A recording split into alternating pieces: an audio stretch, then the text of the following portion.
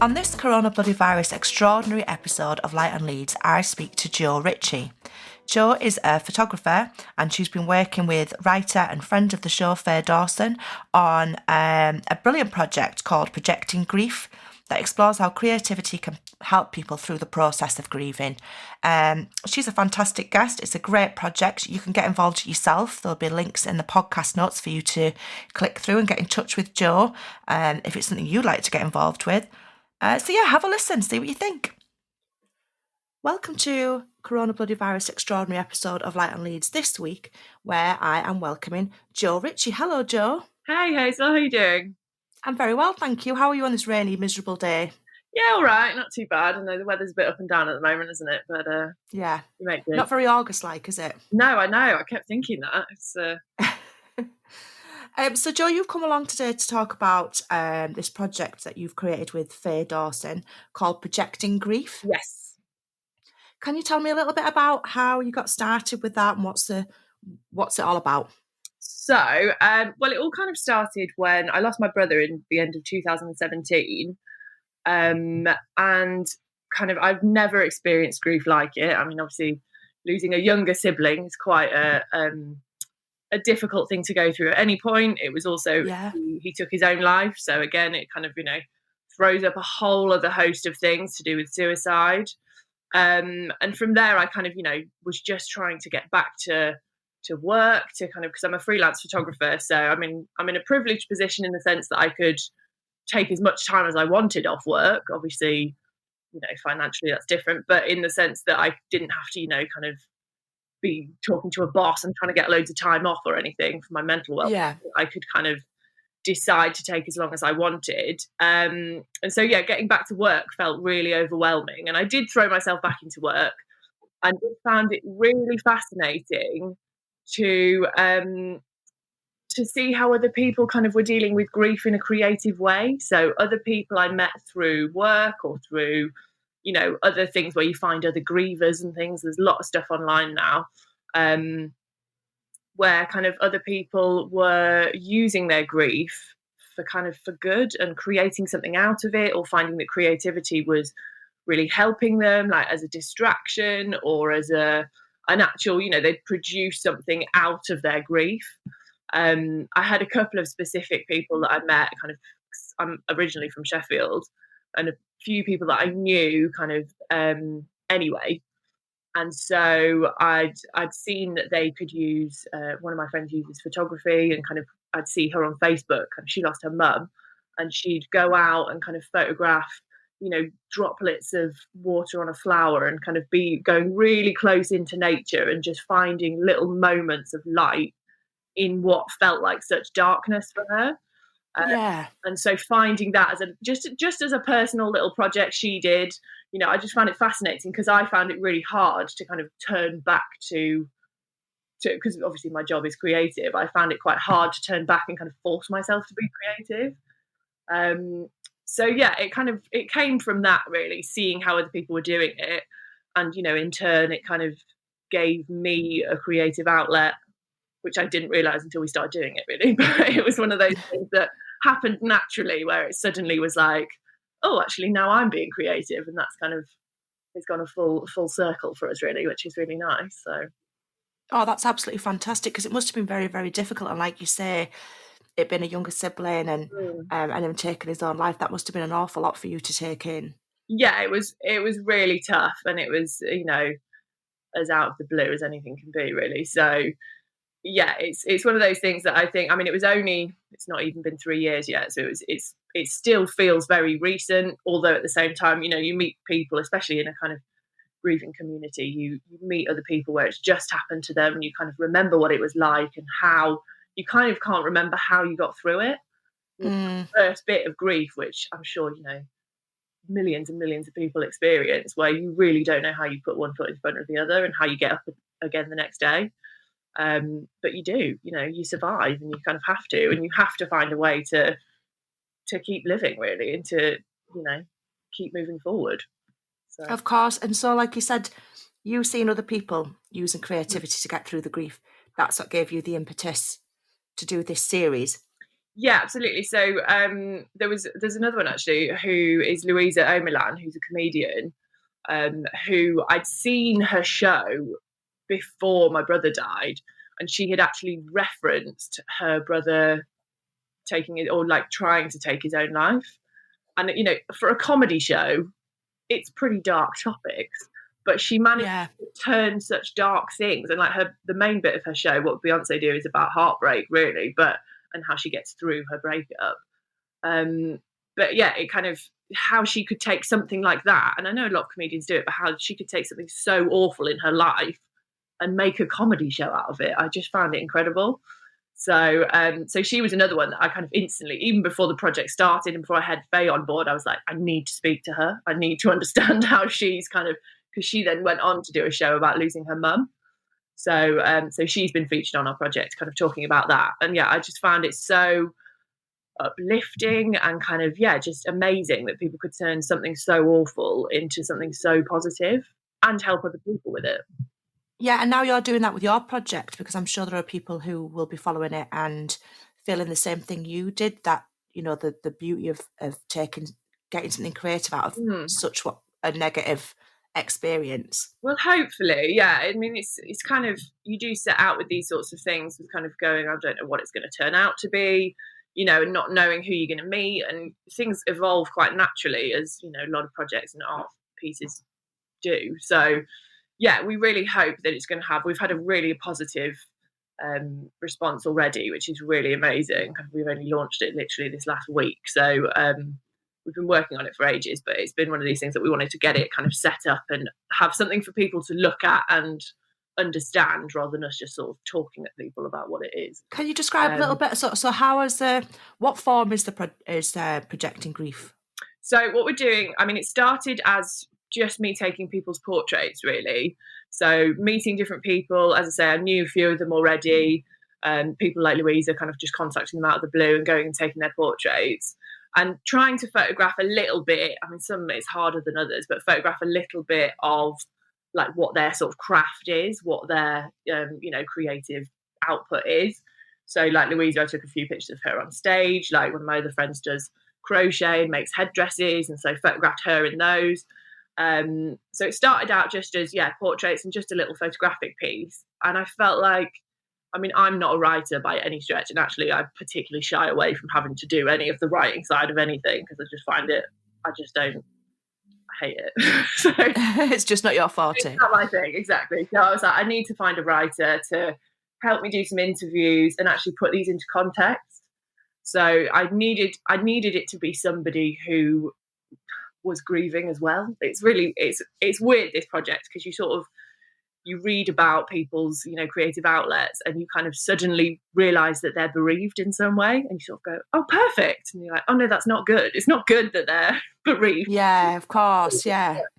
At the same time, it's suddenly like, great, they're perfect for the project. And so really, again, really organically, I'd met Faye, was talking with her. We've both got dogs, so we used to kind of go out on dog walks, and we became really good friends.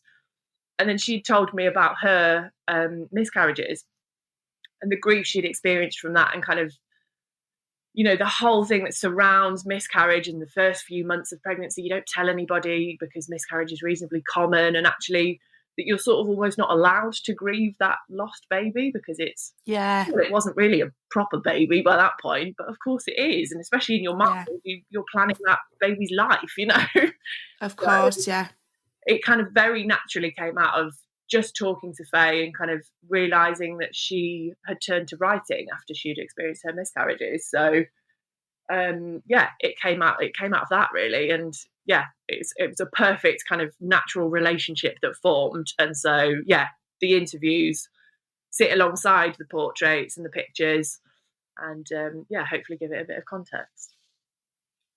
And so are you wanting other people to get in touch with you who have had similar experiences? Yeah, absolutely. I've got a few, I've done a bit of research, and I've been kind of, listened to loads of different grief podcasts and different things. And I've got a little list of some people I definitely know I want to contact, but we want anybody to be on this, basically, because there's so many different types of grief. There's so many, different ways you can be bereaved, different people you can lose. different experiences of death and everything. And we're trying not to concentrate, obviously, too much on the death side of things, because not just because that's the sad part of it, but it's more about how people are surviving it and how people are doing something positive afterwards and do something positive with the loss. So we want kind of any creative field is valid. We've talked to people that kind of do gardening even, or cooking, or anything that sort of makes you kind of connect with the person you've lost. Or it can be you're creating an art piece which is actually to do with your feelings about the loss rather than the person. It can be anything. We're really happy to talk to kind of anybody really. I'll put links in the podcast notes that people can get in touch with you and try and arrange something. I've had a look at the website. It's absolutely beautiful. I love the way that you've styled it. Thank you. I mean, I hate doing that sort of thing. I'm really, it takes a long time. I'm not the most technical person in the world, but yeah, I've kind of, tried to design it to give the pictures and to give the words a bit of space, because I feel like it needs that sort of, it's not a newspaper article. It is very much to be sat and considered. And I mean, Faye's writing is just, she's done it so well. I'm really, it was, one of those serendipitous things where it was like, it's just perfect and she gets it. And, she's written everybody's interviews up really lovely. So yeah, we're pleased how it's going and how it's looking so far. So how did you get into photography in the first place, Jo? Well, that's a great question. I studied it at uni, so it was one of those things that kind of, when I told my parents, like, I'm going to go study photography at the art college, they were like, why? You've never really liked, because I did it as an A-level and, kind of got into it when we was doing GCSE at school. Luckily, we had an art teacher who kind of let us do a bit of photography and stuff like that. But it was one of those things I think I always just wanted. From a young age, I remember being asked, like, what do you want to do when you grow up? And I'd kind of just picked photography randomly, just thinking, that could be a cool job, that could be fun, and sort of just ran with it. And then actually, obviously, absolutely fell in love with it. Ended up kind of, doing it for years and kind of studying it. So, yeah, I went to Leeds Art College, which is how I ended up in Leeds. As I say, I'm originally from Sheffield, which is just down the road, obviously. And so, yeah, I had an amazing time being at uni here. Ended up working in London for a few years, assisting a photographer down there. And then, yeah, kind of, we ended up living in Bristol as well, actually. My husband was doing a PhD down there, and obviously I was freelance by that point. So you can kind of freelance anywhere by setting up your network. And then I was closer to London as well, so still kept working a bit in London. And then, eventually it brought us back up north. And so do you have very different, because you're freelance, say somebody gets in touch with you and wants you to do a photographic portrait of them, do you find that the freelance work is, do you carry on your photography as a hobby and follow the things that you'd like to take photographs of as well? Yes and no. I'm probably one of the photographers that doesn't kind of go, I don't take my camera out with me everywhere. I'm definitely not one of these people that's kind of always looking for a picture, because I quite like working to a brief, and I quite like, establishing a relationship with a client and kind of understanding what they need from their photography. So, I mean, that's not to say that I don't still kind of take pictures all the time. And like when we go on a lot of dog walks and things, so I kind of try and take my camera out occasionally for photographing bits of nature. But it's never been kind of what has drawn me to photography. Something like this project has made me kind of reestablish, what sort of photography I like most. And I think I do like connecting with people most. So, yeah. So would you say portrait photography is mainly where you're at? Yeah, I think that's the thing I prefer to do the most. It depends what it's for. I mean, depends what people need. Like I do quite a lot of food. I like working with lots of the small businesses. Like Leeds has got such an amazing kind of indie scene for so many different things. So yeah, I love working with kind of smaller businesses and establishing what they need and what's going to be useful for them. And kind of people that have, created something from just their passion. So like there's so many, small breweries in Leeds or in Yorkshire. There's so many kind of interesting indie businesses that have been really fascinating to work with over the years, and especially since I've moved back, it's grown so much since I was here, nearly 10 years ago at the art college. So I love that side of photography and how it kind of connects you with other people's passions as well. Yeah. And when you started this project, the people that you've had as subjects so far, have they sort of given you feedback on how they've felt about going through the process of it all? Yes, they have actually. We've had a few people like Louisa came back, which is, I still occasionally am a little starstruck with her because I really admired her comedy before I met her. But she's been quite important, saying, she said the other day, even when I sent her the final kind of the look of the website and everything, she said, I know this might be really weird since we don't really know each other, but I'm really proud of you for doing this. And Oh, she was really honoured then to be part of it and to be one of the first people that was part of it. And like, it's really nice to have that sort of feedback because actually, everybody's at some point will be affected by grief or, something to do with that. So actually you become a bit of a community when you kind of understand how people feel when they've lost somebody, especially when you've lost someone kind of way before their time. yeah. And I think she definitely felt like that with her mum. And so I think it's one of those things that you have that sort of common ground, which, has been really nice to have feedback from people that obviously we're trying to tell their story as eloquently as we can. And it sounds like everybody so far has been happy. So, Yeah. Oh, good. I'm glad. And did you start this project before the whole COVID situation, or was it during? well, we started actually doing the interviews during COVID, which I think, it just gave me and Faye a bit of time to kind of sit down and concentrate on it. So I think I spoke to her about it. It must have been early last year because I think I did the first portrait maybe 2018. So I'd already sort of established the idea, and then me and her had talked about it when we were allowed to kind of go on dog walks and actually meet up together. So way Mm-hmm. before lockdown. Um, and so, it was more that it gave us time to sort of sit and plan it and then actually be contacting people. And because everybody was also at home, so it was like we were able to say, are you free to do a Zoom interview? Like, are you happy to do it? I know it's a heavy topic, especially when people are potentially struggling with their mental health during lockdown. But it gave us time to sort of, take the time to speak to people and start those interviews. And so I had a few people that I'd photographed already before lockdown that Faye could then sort of catch up the interviews with. That's kind of, it more just gave us a bit of time rather than, we started it because of lockdown, as it were. But did you think as well, was it quite useful to have something to focus on during that? I mean, it's still a strange time, but it was very strange at the beginning. Definitely. I know it's weird. I'm one of those people that's, half back to work, but half it still feels like my husband's still working from home. So it feels very like the two worlds have collided now of being out of the house and being in it. But it definitely was useful to have something to concentrate on.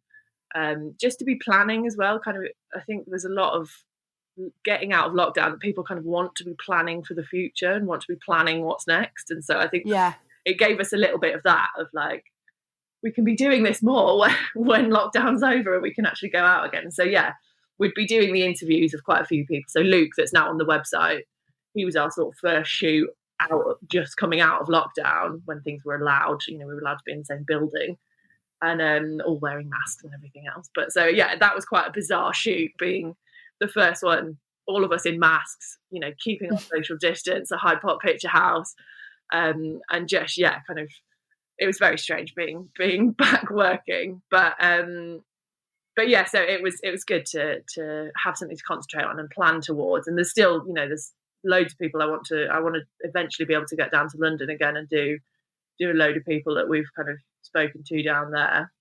Mm-hmm. So, but good to be able to get started on it. Yeah, absolutely. And so I know you said that you're originally from Sheffield, but I think you're allowed to be an honorary Leodian. Thank you. And as such, I'll ask you the questions that I ask everybody. So the first one would be, what do you think is great about the city of Leeds? Well, I was thinking about this. It was so tricky because I was like, there's so many things I could talk about because I've loved Leeds for years. But I think now, especially now I'm in my 30s, and things, your priorities change. And like I say, we've got dogs, and I feel we're so lucky to have so many green spaces and just amazing walks to be able to go on our doorstep. We're based in Chapel Allerton, so we've got places like Adder Woods and Meanwood Park and Roundhay and Gledhow Woods, and just walking or a short drive's distance. and you feel like you're not in the city anymore. You're in the middle of the woods, and I just think that's so special, and not every city has that at all. And I think it's a real privilege to be that kind of close to so many spaces that are like Gledhow Woods, you know, run by, as far as I know, it's got its volunteer things, signs all over the place, and you know, to see the community looking after these amazing green spaces it's great. It is, and I think you're right, it is special about Leeds. And if you had to choose something, I know it's difficult, if you had to choose something, what would you say is something that is not so great about Leeds? I thought this was a really interesting question, and I really thought about it, and I realised, it might sound weird, but it's glass recycling. Okay. Good, because we lived in Bristol, and Bristol is so forward thinking with its recycling, and like we had to split everything up ourselves, and you know, they collected glass from your doorstep, and it felt like it was a very smooth run operation. Whereas in Leeds, you know, you shove everything in the same bin, and you can't recycle glass on your doorstep. And I mean, you know, we're lucky we've got a car, so we can drive our glass recycling to the, you know, to Co-op or wherever and drop it in the bins. But you know, I can't imagine if you don't have a car, like how are you carting all your glass to? Yeah, I don't have a car, and it is something that I struggle with as well. And whenever my son comes, he likes to buy like a box of bottles of beer, and I'm always like, oh no. Yeah, exactly. They're going to be sat there for ages until I've got the energy, or somebody offers to take them to a bottle bank for me. And I just know this. I mean, it's so much of it just must end up in the bin, just because people are like, well, I'm not keeping that in my kitchen for a month until I can get out to the glass recycling. So I'm sure loads of it ends up in the bin, which feels a shame when so many other cities do recycle glass from your doorstep. So yeah, that's a pretty good one, because it's not too hugely awful, but it is a good one to raise. It's something they could improve on. yeah, it can be solved. And also, I always ask, if somebody was a long-term resident of Leeds, would you be able to tell them about something that you consider to be a hidden gem that they might never have heard of? So this we discovered, again, we're really lucky, it's on our doorstep in Chapel Allen, it's on Stainbeck Road. It's the talk of the town fish and chip shop. Ooh. And it is the best fish and chips I've ever had. And we renovated our house kind of over the last couple of years, and we lived on fish and chips for part of it. Every day, doing DIY, and then going back to our rented place. And so it really made us survive that. And the first bit when we moved in and we didn't have a proper kitchen, we kind of were constantly like, let's just go to the chippy because it's amazing. And there's so many just impromptu kind of things with people coming back and just being like, we'll just get fish and chips because we know how good it is. So, and it's literally around the corner on Stainbeck Road, and it's great.